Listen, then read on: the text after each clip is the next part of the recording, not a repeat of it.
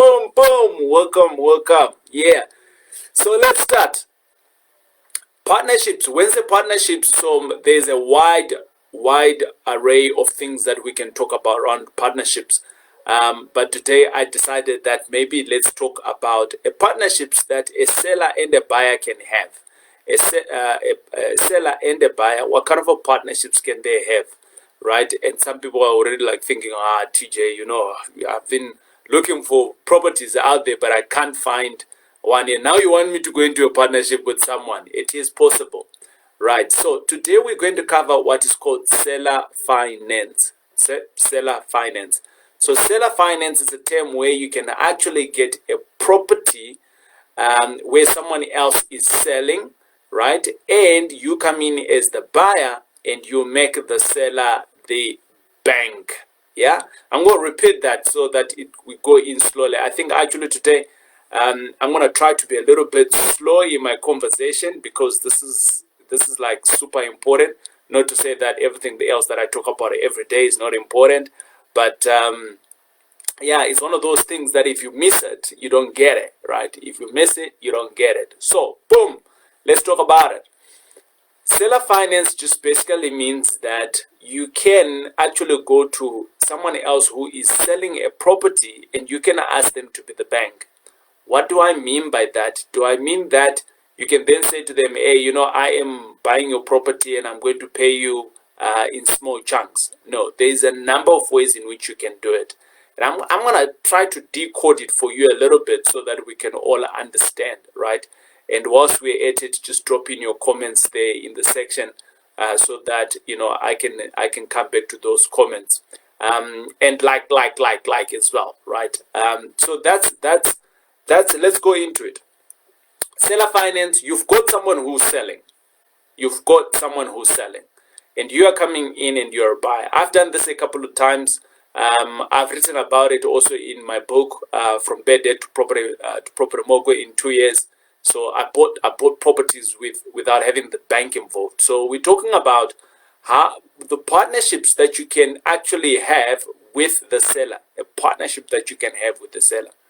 So the person is selling the property and you are wanting to buy it. So back in the days when there were actually no banks, or should I say, when the banks were not like throwing out money at people.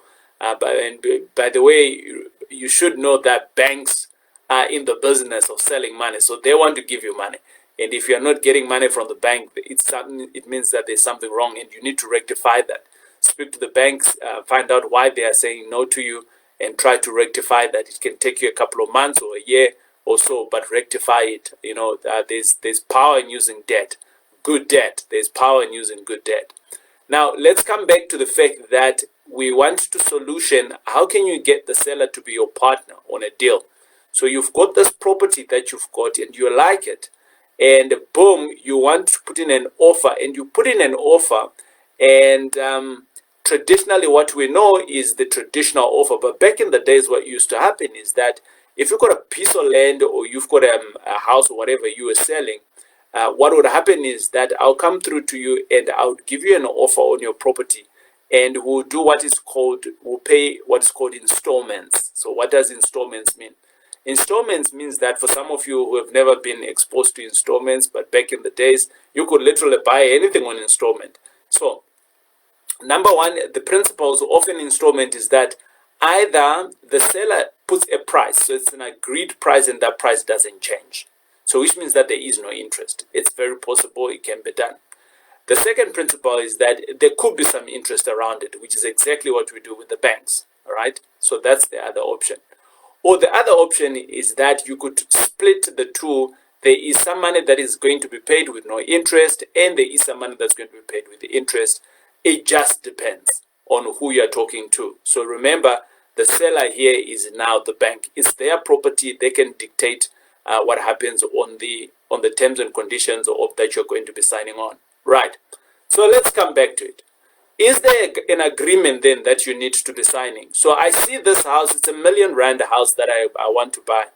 And I want to buy it, and I put in an offer of 700. But I actually don't have the 700,000, and I can't go to the bank, or I don't want to go to the bank.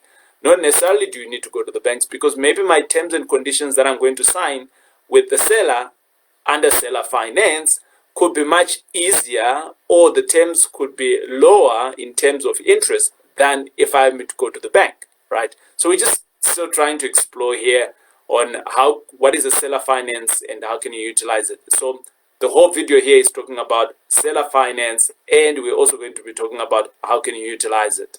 So we're talking about so what can you do? How can you identify that this is a seller finance? So that's kind of like what a seller finance means.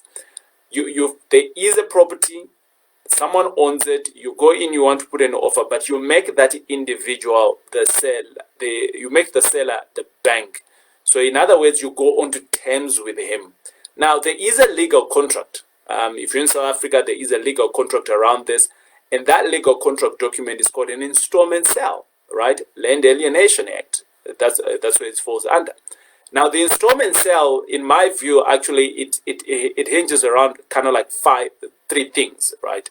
The first thing that it kind of like hinges on, especially if you're a property investor, is that it's got a time frame. It's got a 1 to 5 year time frame. So you need to kind of like finish it off within that period.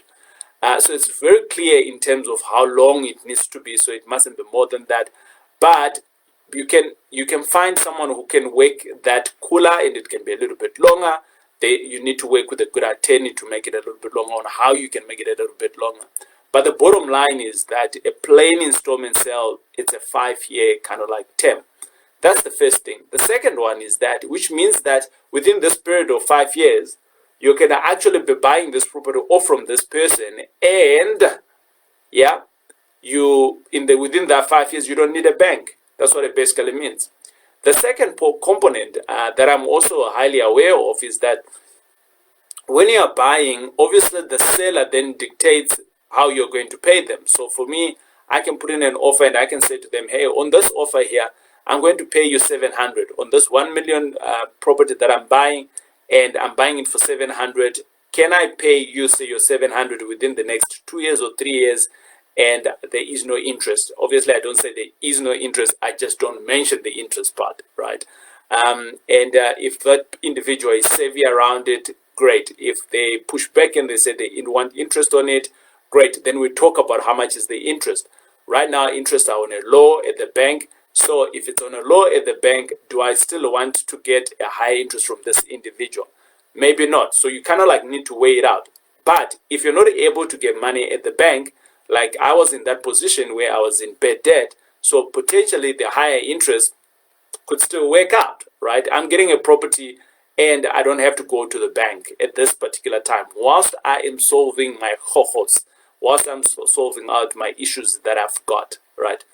Then the other thing is that we spoke about the time frame. The other thing is that it is very clear around how many payments needs to be done. It speaks about more than 2 payments, right? So in this term, more than 2 payments needs to be done, right? So that's very clear. Can you be paying on a monthly basis? Again, that's something that you need to talk about with your seller. Can you be paying on a quarterly basis? That's something, again, you need to be speaking with your seller. Remember, the seller here is the bank, right? So it's a negotiation now that you're going in back and forth with your seller. Now, out of all of this now, so I've just explained what a seller finance is, and I've explained now the legal term that or legal contract that you can explore for this. And I urge you, by all means, do not go and Google an installment sale, download it, and then make an offer to someone.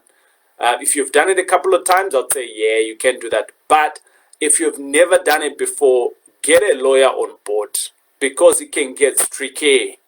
You might miss out some pertinent issues. The third part that I'm like so excited about is that on the installment sale agreement, it allows for both parties to be registered at the deeds office within 3 months. Boom!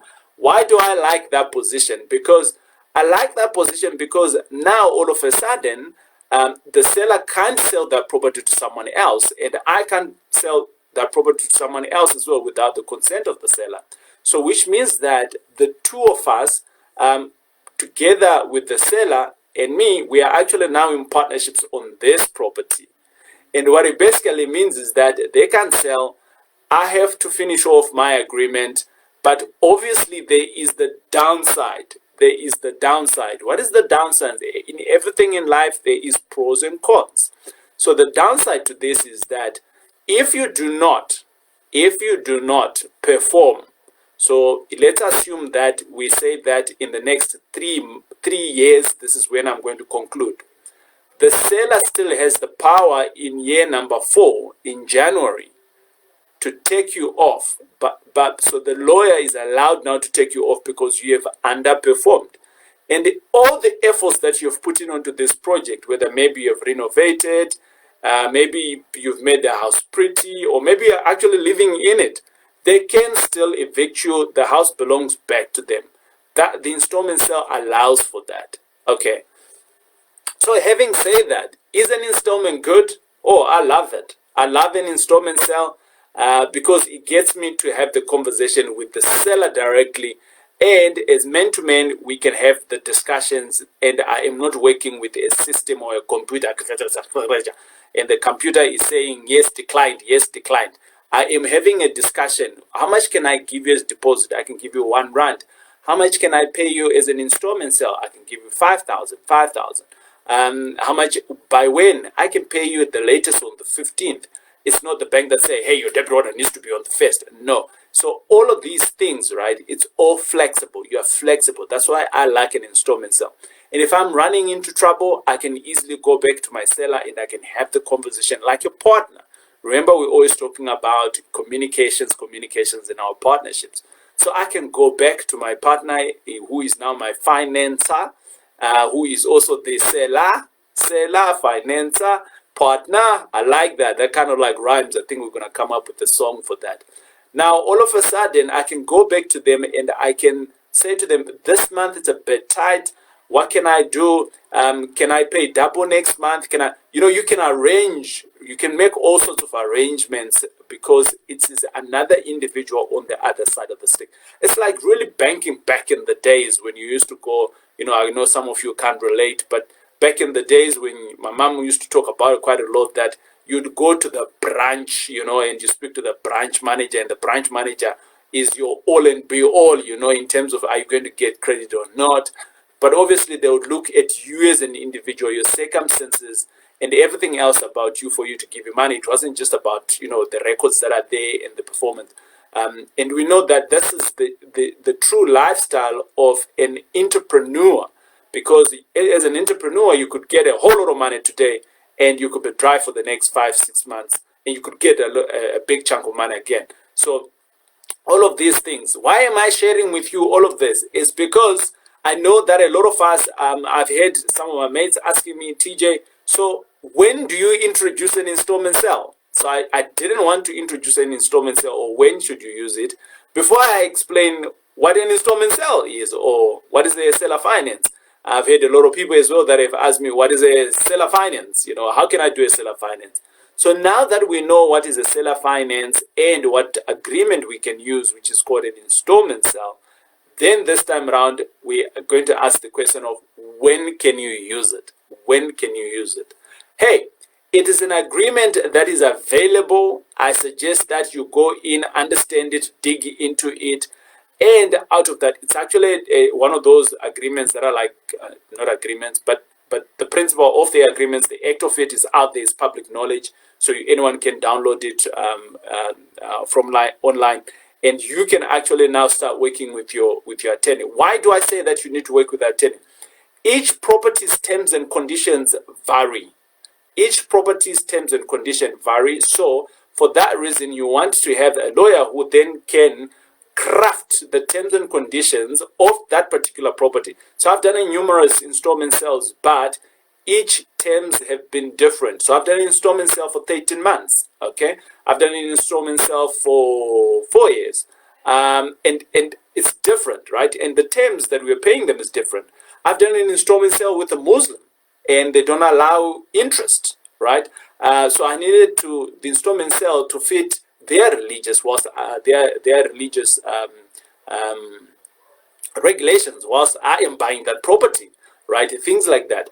So I'm trusting that you're understanding why I'm saying that you need a lawyer. Don't do it on your own. Please, please, please, please. But when do you use it? So when do you actually approach a seller and say, hey, I would like to do an installment sale? Anytime. Anytime. Each time you want to put in an offer, just ask the question. Can I do an installment sale on you? But the challenge there is that a lot of people actually don't understand what is an installment sale. So you need to educate yourself on what is an installment sale. Then when you are approaching someone else, a seller, to say that I want to do an installment sale, then at that junction, you can educate them on what an installment sale is. I always say that don't do it up front, especially if they potentially is an estate agent, because normally if there is an estate agent, this is the downside, right? If the estate agents don't understand what an installment sale already, they are going to say no. But in some cases, what also happens with an installment sale is that the commission of the estate agent gets paid at the end, right? And this you can mitigate actually if you are one of those people that are really keen on your relationship with your estate agent. For me, I would give them their commission kind of like upfront. That's me. But again, it's up to you. You decide what you want to do. All right. And I can thus literally be saying every offer to purchase that I'm going to put in, boom, I can put in an installment sale, right? But if I don't know it, and if the people that are also whom I'm also putting in the deal in, or in putting in an offer on, if they don't understand it, then we're kind of like going to be stuck in a limbo, like, so what's going to happen, right? But I have put in a detailed course around this, which is called Seller Finance, and it is in our M5 Property Varsity. So if you don't know what M5 Property Varsity is all about, it is a varsity that we've put together. It's online.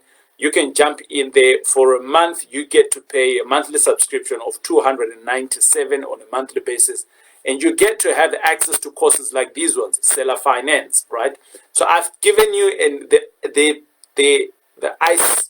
The tip of the iceberg. That's what I've given you, and right at the bottom there's still a whole lot of things that you can learn out of it and how you can implement it as well. All right, good. I am hoping that this has been of value. If it is of good value, I'd like you to hit like, and over and above that, if it's been of great value to you, you need to be also doing what I call sharing. You need to share with others. Drop in some comments, ask me some questions, and say, hey, TJ, how does it work? Whatever that was not clear to you, drop me a question in the comments, and I'll be able to answer those within the day or so. But, hey, if I am not doing this, I am always investing in property. So today I'm chilled out at home, working out on some numbers, on some deals, and things like that. But if I'm not doing this, I write books. So go and get my book as well. And if I'm not doing that, I'm a family man. I'm just hanging out with my family. You know what I mean?